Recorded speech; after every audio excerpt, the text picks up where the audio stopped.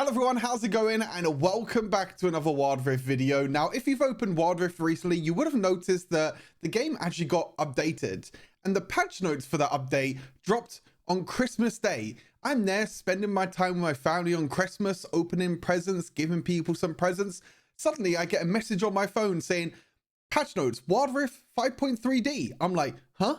What? Like, do they not know it's Christmas? But anyway, I didn't have time to record the update. Some people out there might not have even seen the update because there was no social media post. There was no in-game sort of notification, nothing at all. If you didn't actually go onto the website and search for Wild Rift patch notes, you would have never noticed this patch probably came out. So I thought it'd be a good idea for me to run through the patch.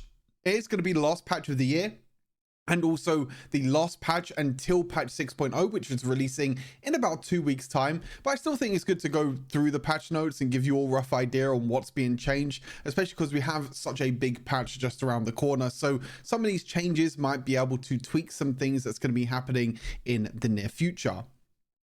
Katarina's first up. Katarina is getting a buff. I mean, Katarina struggled for quite some time. I think she's a really hard champion to pilot. She's really difficult at knowing when to go in, knowing when to engage, knowing when to use her abilities. And also she's counterlocked by crowd control. Crowd control is such a big thing in Wild Rift right now. A lot of champions have many ways to crowd control Katarina to stop her combos, to stop her ultimate, which is why in general she is not really a great champion at the moment.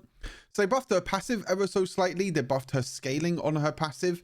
You times it by 13 of your champion level, now being times by 15 of your champion level, and also the champion level on the scaling afterwards as well with your ability power percentage, also scaling more into late game. So mid and late game Katarina is definitely going to be a lot stronger now, and there's a buff later on that you'll notice, which is also a big buff to Katarina. So I think overall these changes will definitely bring up Katarina in the tier list.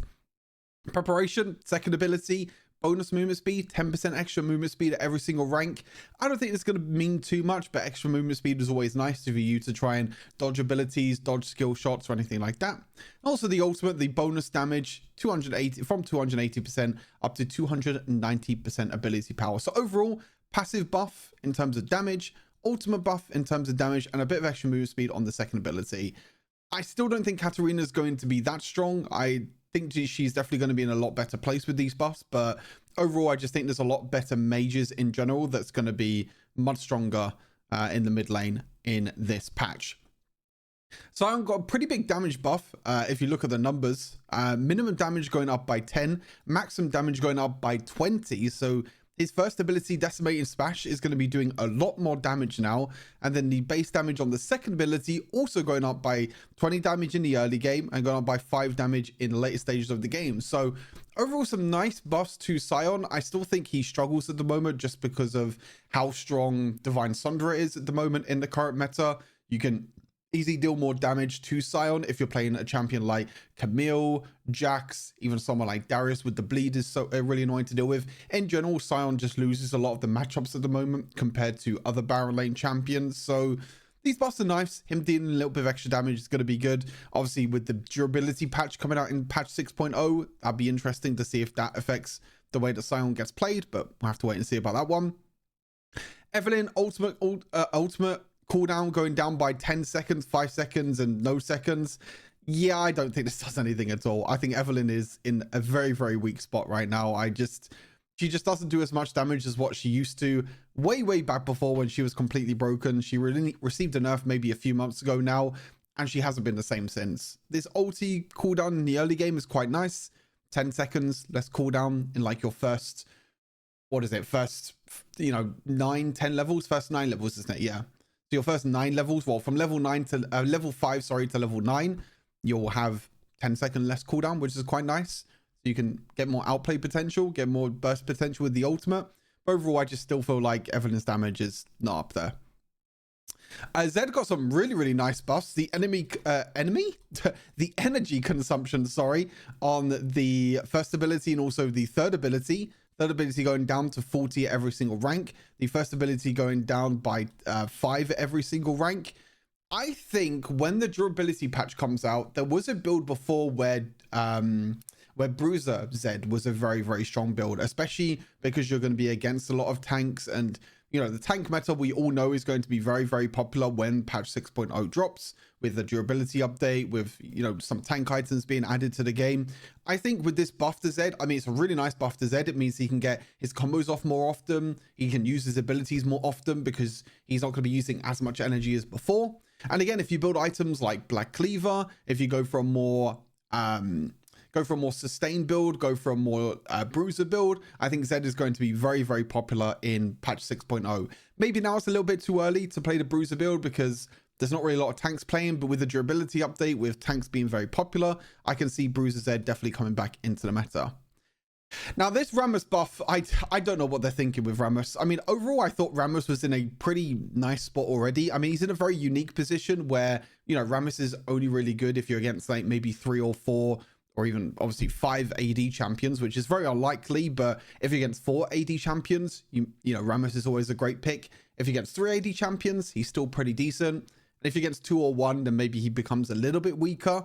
But I didn't think he needed every single one of his abilities being buffed. I mean, this is like kind of the cycle of Singed, I feel like. I mean, I know we could check the win rates after this.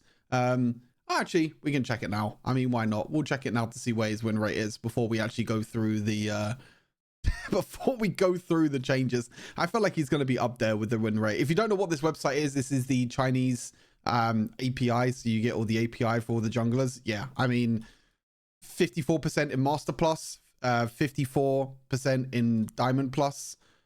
This is Challenger, I believe. Yeah, this is Challenger, 54%. I mean, I'm not surprised. Like, when you buff every single one of his abilities, why are you surprised? I mean, the other champions are still up here, which are kind of expected, all these other champions. But yeah, Ramos is going to be a very strong champion. No surprise. I mean, AD champions in general are a lot more popular than AP champions. You know, bruisers in general, you're always going to be getting playing against an AD carry. So yeah, buffing all of his abilities was a mistake, in my opinion. Like I said, it's basically the Singe treatment. Cooldown of Powerball in the early game doesn't get affected during the late game, but early game going down by 3 seconds is really nice, since you'll be able to roam around the map a lot quicker, gank much easier as well. The attack damage with basic attacks on your second ability is now scaling with 2% more of your armor. Obviously, with Ramos, you're always building armor. Every single one of your items will include armor. Maybe you build one magic resist item, but overall, you're always building armor. Again, early game, taunt cooldown going down by 1.5 seconds, and the cooldown of your ultimate also going down at every single rank. I mean, 15 seconds during the early game and everything else. I mean, Ramos gets more of a buff than Evelyn, and I feel like Evelyn was actually weaker than Ramos. So I don't know what they're thinking. And again, we have a durability patch next patch, like for 6.0. So Ramos is just going to be more tankier, do more damage, have less cooldowns, and just be unkillable. Like, I honestly think Ramos might be the best jungler in the next patch. Well, maybe in this patch even. No, I still think he's pretty situational. But I think with the durability patch in 6.0, unless they nerf him, I think he's going to be pretty strong. Obviously, this is just day 1, so these are very early numbers. So this obviously might change. But yeah, I mean, just looking at the early numbers and just looking at the buff itself, everyone can see that it's going to be just completely disgusting. A couple of AD carries did get nerfed. This is not towards the AD carry role itself. This is more towards the Baron lane, because Baron lane AD carries are very popular right now, especially over in China. They've been dominating with just how much you're able to deal. You have the range advantage. You can do so much early game damage. So a couple of them have been nerfed or just changed ever so slightly. Vayne is one of them that has been changed. Base attributes getting buffed. The growth on the attack damage is being buffed. This is only by like 0.35 per level. So it's really just like an extra, what, 4 or 5 AD at level 15. So it's not really too much. And the tumble is going up by 1 second at pretty much the early game. 1 second, 0.5 seconds, 0.2 seconds, and 2 seconds, which stays the same in the late game. So this doesn't actually do too much. I mean, in my opinion, this is more of a buff than a nerf, if anything, to Vayne. Obviously, they're trying to hurt a lot more of the early game Vayne by the tumble, because the annoying thing about Vayne when you're playing against her in top lane is that you tumble forward, you gain the extra damage, and you can easily win a trade. You know, you auto attack twice, tumble, proc the W passive, boom, you do a bunch of true damage. But again, Vayne's another champion that, again, is still going to be probably pretty strong in the next patch, in the durability patch. Again, everyone's going to be playing tanks. Vayne's main attribute is building a lot of attack speed, dealing a bunch of true damage, and she's very strong against tanks. So she's another champion that's probably going to be very, very strong in the patch 6.0 durability patch. But again, these are more adjustments and buffs, if anything else. But yeah, overall, just trying to nerf Vayne in top lane. Tristana basically got gutted in the early game. I mean, you reduced Tristana's base attack damage by 4. You also got rid of 15 damage on explosive charge in the early game, which is absolutely absurd, by the way. So basically, Tristana is doing negative damage now during the early game. I mean, when you're playing Tristana in a dual lane, it was pretty difficult already. Sometimes you can jump in and win a 2v2 team fight, 2v2 exchange at level 2, but that was a very rare scenario. You'd normally be, you know, sitting pretty at the back. But now you have 4 less AD, you have 15 less damage on your third ability. I mean, yes, this is the first ability that you max, so it's really only like levels 1, 2, 3. Like level 4, you get 2 points already, so you're only losing 10 damage.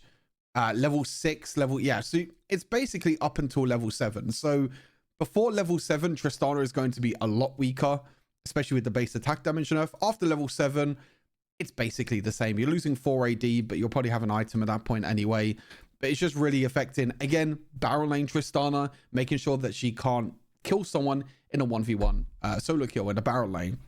But again, these are going to affect bot lane as well. Like Tristana is definitely going to be weaker in laning phase in bot lane.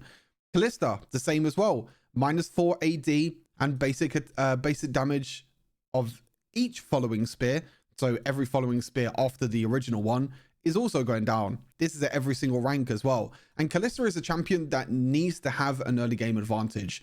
Her main strength comes in the early game with her being able to rent targets, execute targets. You got your passive on your second ability, being able to deal more damage with your support. You have your ultimate for really good engages. Kalista needs a lead in the early game. If she gets behind in the early game, she becomes pretty much useless. So again, yes, they're trying to stop barrel lane ADCs for being a thing, but this is really hurting AD carries in the bot lane. So yeah, that's enough for Kalista.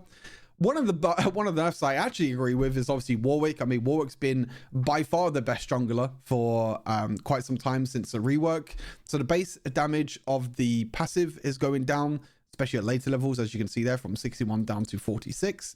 Jaws of the Beast, the first ability, this actually doesn't really get nerfed as much. It's only 1% of the target's maximum health. And also 10% ability power damage, which basically doesn't really do anything at all. The big difference is the ultimate now. The cooldown goes up by 10 seconds, every single rank. The duration of your powered attack after landing. So this is basically when you use your ultimates, you don't lock onto a target. You use your ultimate and then you can just jump anywhere on the map that you want to. The most broken part was when you used your ultimate, you still had 5 seconds after that to auto-attack a champion and get the empowered attack. Now that's been halved by 2.5%. So someone can't just like ulti across the map now, run up to a champion in mid lane, flash auto-attack and get the empowered attack and get the root off. You know, you're not going to be able to do that. You actually have to use your ultimate pretty close to enemy champions now, and you have to make sure that you land the empowered attack because you have half the time now of trying to hit it. So 50% nerf there. And also the damage going down, you know, 50 damage, 50 damage, 50 damage at every single rank. The bonus attack damage is still the same, but 50 damage nerf on the ultimate, 50% of the duration that you have now for auto attacking, and a 10-second longer cooldown. I mean, this nerf in general is a really, really big nerf. This is not too bad. I mean, this is a bit of a nerf. This basically does nothing. The big thing, again, is the ultimate being nerfed. I mean, this is going to really affect Warwick. I still think he'll be good, but I think in general, he's going to be, hit pretty hard. First Strike never really gets used. I mean, Assassins in general are not very popular right now because First Strike is much weaker than Electrocute. So I'm not surprised by this. Pretty nice. Extra 1% of damage. Extra 5 gold when you're gaining the your first basic gold. So when you land the ability first, you gain 10 gold instead of 5 gold now. So a bit of extra gold, a bit of extra damage is quite nice. I still like Electrocute better. I still think in general Electrocute is just a lot more reliable to proc, and also it's just more damage in general. First Strike is very good for scaling if you're able to be the first one that deals damage. Lethal Tempo, again another nerf to AD carries. 7 to 15%. has gone down to 4 to 13%. So we're losing a heck of a lot of damage again in early game, which again, this nerf is just, I mean, I scroll back up. Lethal tempo champion, lethal tempo champion, lethal tempo champion. Oh, they're nerfing all lethal tempo champions in barrel lane. Let's nerf lethal tempo on top of that in the early game. It's just absolutely crazy. And you know what this is as well? Like, they're nerfing lethal tempo, they're nerfing AD carries. We also have a durability patch next patch, which is nerfing AD carries even more. I mean, you could say buffing some, like some, you know, like Vayne, for example. But in general, nerfing AD carries with the durability patch. Yes, AD carries are not going to one-shot, but you have to remember AD carries are not going to do as much damage as before. So, so you're nerfing lethal tempo by like 2% late game and 3% early game. You're nerfing some of the champions as well. I mean, I'm pretty scared, to be fair. I'm pretty scared, to be honest with you. I'm a little bit worried about AD carries next patch. I mean, I think overall, like, it'll still be fine. Maybe I'm just over-exaggerating a little bit, but it's very scary to see the direction that they're going in. They're struggling right now to balance Baron lane champions or Baron lane ADCs without trying to nerf dual lane ADCs. I mean, again, this is only one day of the patch. It's on the 26th. I'm recording this on the 27th of December. So it's only like one day. This might have changed. No surprise that Lucian's sitting up there. I mean, you scroll down, 50% Vayne is actually not that bad. Tristana's down here and Kalista's down here. Like straight away, this nerfs the win rate already for these two champions. I mean, Vayne attack speed growth is probably enough for her to be okay.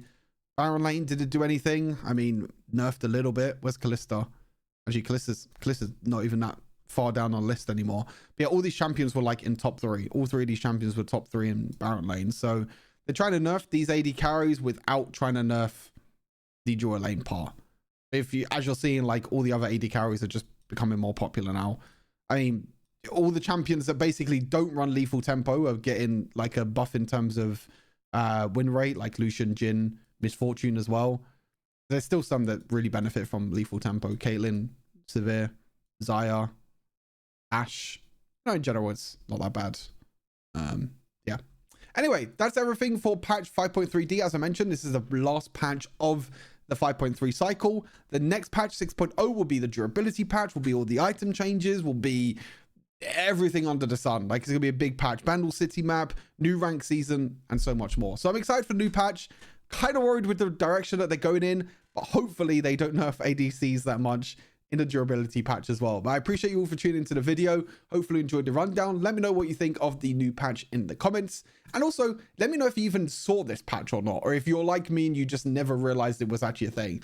But yeah, appreciate you all. Thank you for tuning in. I'll see you in the next one video. Peace.